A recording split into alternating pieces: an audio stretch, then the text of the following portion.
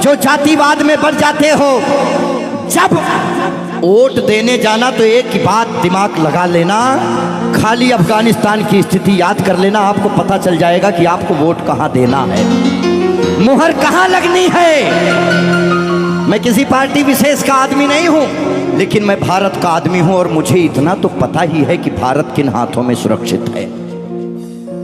इसीलिए ध्यान से, ये जो जातिवाद में हम लोग बट रहे हैं उस पे है कि मन की हल्दी घाटी में राणा के भाले डोले थे, यूं लगता है वीर शिवाजी चीख चीख कर बोले थे।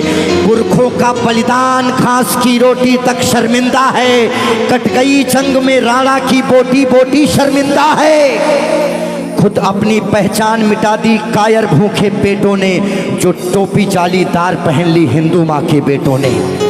और सर पर लानत, तालियां नहीं, सुनिए पूरी बात, कि मन की हल्दी घाटी में राणा के भाले डोले थे, यूं लगता है वीर शिवाजी चीख चीख कर बोले थे। पुरखों का बलिदान घास की रोटी भी शर्मिंदा है, कट गई जंग में राणा की बोटी बोटी शर्मिंदा है। खुद अपनी पहचान मिटा दी कायर भूखे पेटों ने, जो टोपी जालीदार पहन ली हिंदू माँ के बेटों ने।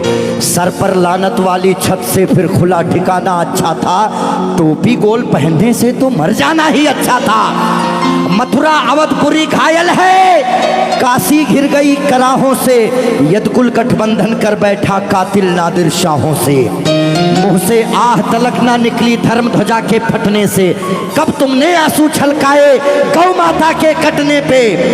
हिंदुस्तान के लोगों जागो, कब तुमने आंसू छलकाए गौ माता के कटने पे। जागे नहीं अगर आज हम, तो ये प्रश्न पीढ़ियां पूछेंगी। हमारे पास दो ही ऑप्शन है, या तो हम अपनी आने वाली पीढ़ियों के लिए चेतावनी बन जाएं या मिसाल बन जाएं। ना हम कश्मीरी पंडितों को भूलेंगे और ना राम भक्तों पे गोलियां चलाने वाले को भूलेंगे। ये वही भारत है, ध्यान रखिएगा। किसी बहकावे में नहीं आना है कि कब तुमने आंसू छलकाए गौ माता के कटने पे, और जागे नहीं अगर हम, तो ये प्रश्न पीढ़ियां पूछेंगी।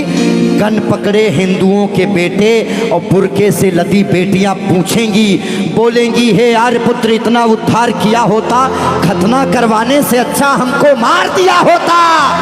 और सोते रहो सनातन वालों तुम सत्ता की गोदी में, पर सांस आखिरी तक भगवा की रक्षा हेतु लड़ूंगा मैं। शीश कलम करवा दूंगा पर कलमा नहीं पढ़ूंगा मैं, शीश कलम करवा दूंगा।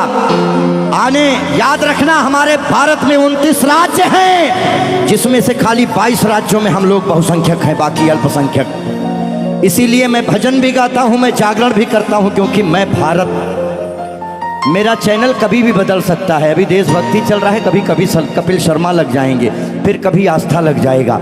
लेकिन एक बात का ध्यान रखना, हमेशा हम आज़ाद कैसे हुए ये बहुत मायने नहीं रखता है, लेकिन हम गुलाम कैसे हुए ये बहुत ज़्यादा मायने रखता है। आप जानने का प्रयास करना कि ऐसा क्या हुआ होगा भारत में जो पूरा अखंड भारत गुलामी की तरफ बढ़ गया।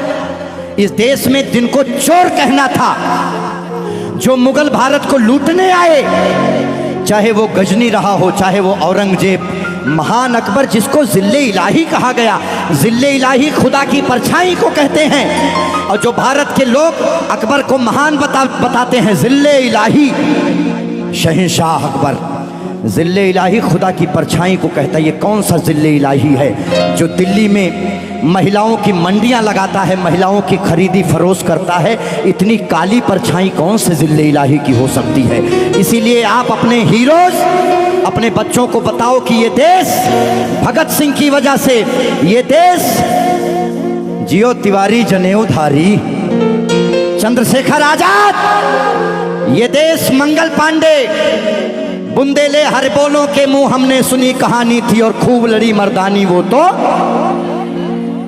हमारे यहाँ महिलाएं घूंघट करती हैं क्योंकि यहाँ लुटेरे आए, भारत में लूटे, डोलियां लूटे, महिलाओं के साथ दुराचार किए, जिसकी वजह से उन्हें पर्दे में रखा जाने लगा। भारत के लोगों, 2022 का चुनाव आपके सर पे है। मोहर लगाने से पहले सोच लेना कि भारत वाकई में किन हाथों में महफूज है, बाकी आगे आपकी मर्जी। बोलिए भारत माता की।